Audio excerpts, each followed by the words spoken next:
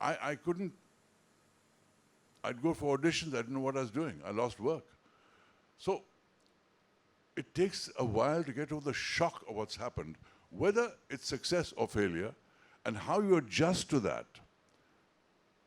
Because everything is a strange new world, emotionally, geographically, professionally, and how you rebuild from that by whatever it takes. We don't have all the time in the world to explore all the aspects of everything I want to say. But in essence, it is a process of discovery, but Kabir, different for each single person. That's what I wanted to ask.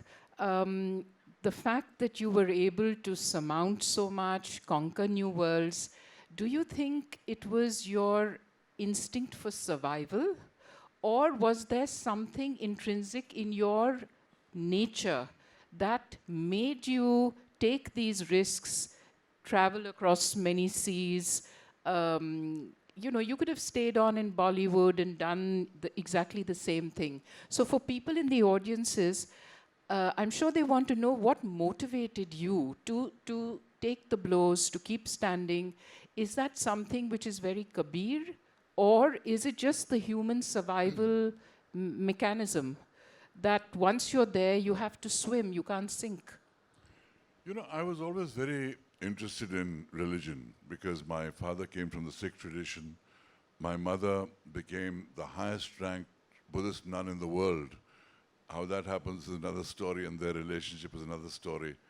But both of them gave me a great interest in religion, and I was really curious about what's reality, what's it all about, and how can it give me the value system that I'm looking for. But at the end of the day, it wasn't the great gurus and teachers that were my greatest solace. It was the example of my parents.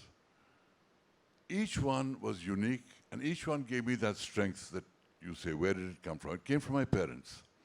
Here was a couple that met in Oxford, came back to India, renounced all the possibilities that Oxford education would give them, plunged into the freedom struggle, lived for their ideals, went through great economic hardship, sacrificed enormous amounts to give their children a good education, and there was never any money in the house. And yet, I never saw people breaking down in tears. I never saw people saying, "Hi, kya Rabba, kya ho gaya, kaise kare?" Never. There was always a strength of people going on a trackless path with no guarantees, and yet keeping their calm, yet being kind to people, helping people. I mean, I was born literally in the huts. My parents had two jhuggies on the outskirts of Lahore before coming to India in partition. No electricity, no running water, a buffalo tethered nearby for milk. And this was sort of become the adda of all the leftists, which included Gyani Zail Singh. My father also was part of that. Her father was part of that. Gyani Zail Singh, Inder Gujral, Surjit Singh, the communist leader, Pran Chopra was the editor of the Statesman, the first Indian editor, Satish Gujral as well, Khushwant Singh, lots of people that would gather as part of the Adda. And that was their strength. The strength was their cause. And so, faced with my own disasters, I remembered their inner strength. And I said, if they could sacrifice so much and live with so little, so can I. And if I have achieved that success that I have achieved, I can build my life again. And I did. And how I did it is also part of the book. Because you have to go back to your strengths. Now, each one of you know your special strengths. You know your weaknesses also. What are your strengths? The ability to survive in different environments, reinvent myself, and